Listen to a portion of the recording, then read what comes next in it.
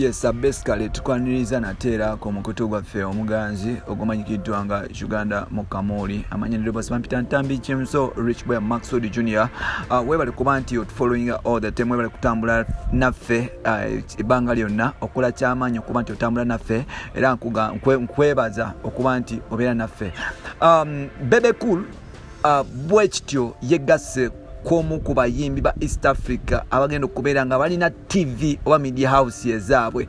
Apart from Diamond Platinum, Kogata ne Munakatemba muna Uganda amanyikiddwa nga Katolo Bwama alina TV emanyikiddwa nga B24. Bebe Cool wetwogerera yatandise okuba nti aleeta ebyuma mu Uganda. Bebe Cool yatandise okuba nti agenda kuopeningawo radio ne television station eye mu Uganda era nga station eno egenda kubeera side za wali enagulu. Bebe Cool y'omu ku basajja abalina ebyobugaga bingi abeva kitabireta mu kamera. Twakitegereko nti television eno agenda kugiteeka wali ku makage oba ku mansion ye eyenagulu kasozi awo alinawo ennyumba apartment nene nnyo kwogata ne kuliko ne compound yamanyi. So n'olwekyo Bebe Cool twakitegereko nti yatandise okuba nti agula ebyuma ebya TV ne radio station era nga Bebe Cool after lockdown twakitegereko nti anaaba agulawo after lockdown anaaba nga atuse ebyuma ebyo mu Uganda. Bebe Cool twakitegeddeko nti era nti y'omu ku bayimbi abafuna akasente okuva mu UN Kogata ne NRM. So akasente ke yasala okuba nti aka investinga bulungi okuba nti takonono n'okuba nti akajajamya mu bintu ebitagenda mu maaso ebitagasa. So n'olwekyo Bebe Cool yasaze okuba nti akola media station ye era nga bwetwogerera yatandise n'okuba nti recruitinga abakozi be.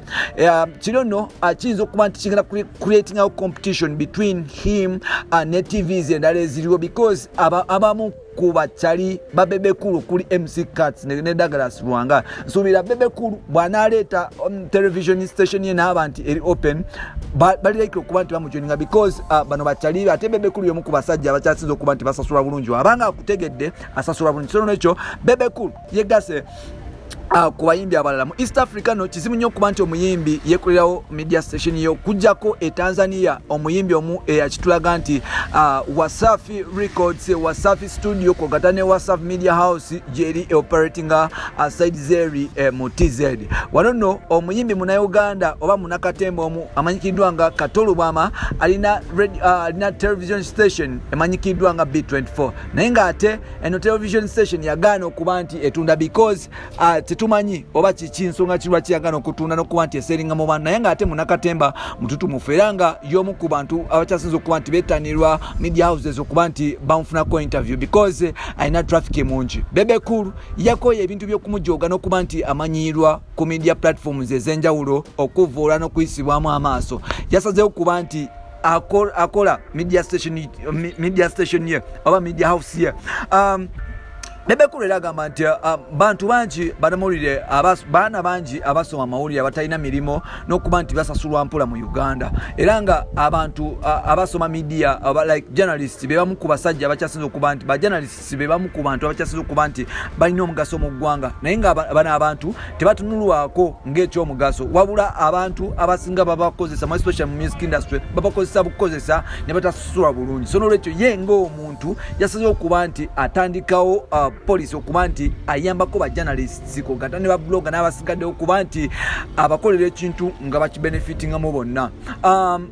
Bebe Cool akasente kano temwebuuza gyakajja because Bebe Cool azakolera afuna projects ez'enjawulo. Twabagambako nti ye UN ambassador wa tuberculosis mu Africa kimala bumaze okuba nti asobola okufuna sente ezo ate n'okuba nti yadde yagobwa mu State House naye nga ate aza abakolera ekintu ekyenjawulo. So n'olwekyo asobola okufuna akasente n'akagattawo. Bebe Cool ebyobugaga byalina bayimbi bangi abatabirina wano mu Uganda kyobola abantu Bebe Cool abali mu music industry bamuyita Jay-Z. Kino nno kyakusoomoza Good Life Radio and Wisdom batusuubiza okuba nti balina radio emanyikiddwa nga Good Life Radio wali emakindi yagana okuba nti operatinga ate nga ne Jose Commune yatusuubiza radio kogata ne Commune's phone tetuzirabanga Bebe Cool anakitukkiriza oba natulimba bino n'ebirala byoba olina mu episodes zaffe ezidako nsigale ntabijimusobola okuba nti otambula naffe muganda waffe all the time n'okuba nti twekomira wamu mpola mpola n'okuba nti otwagala nnyo naffe tukwagala nnyo otuladdemu okuba nti olekawo opinion yo wansi awo mu comment section tubeera nga tukwatagana bye bye